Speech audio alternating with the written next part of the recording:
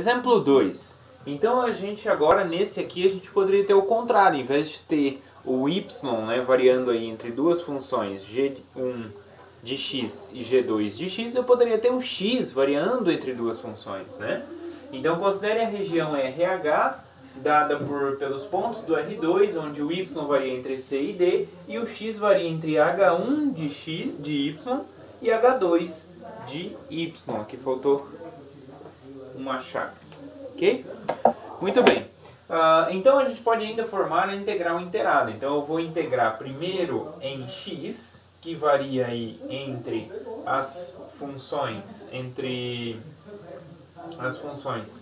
h1 de y e h2 de y, né? Então o x aqui ele está variando entre h1 e h2, né? Olha só, aqui o gráfico, então tem o gráfico de uma função h1 e o gráfico de uma função h2. Então para cada x aqui, para cada x eu tenho uma variação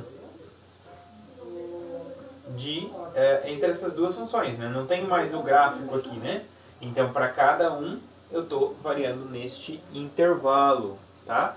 Então o x varia entre essas duas funções aqui. E o y varia aqui nesse intervalo c e d, tá bom? Essa aqui é a ideia. Então por isso que eu posso fazer então primeiro a integral dessa função f de xy em x, né, que varia entre essas duas funções de y, e depois integrar em y, que varia entre c e d. Okay? O y varia entre c e d, e aí o x está variando entre o gráfico dessas duas aqui, ó, né? Porque para cada y fixo, eu vou passar uma retinha aqui, o x vai variar entre esse ponto e esse ponto, né? Para cada x, ó, para cada y fixo, eu tenho o x variando entre esses dois pontos, né? Então depende de cada y, tá? Essa aqui é a ideia.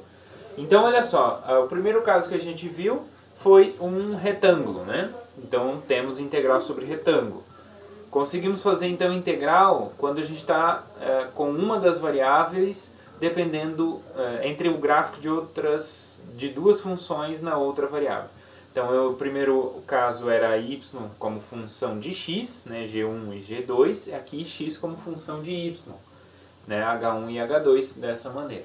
Então essas áreas, né, essas regiões de integração, a gente consegue também fazer a integral sobre elas.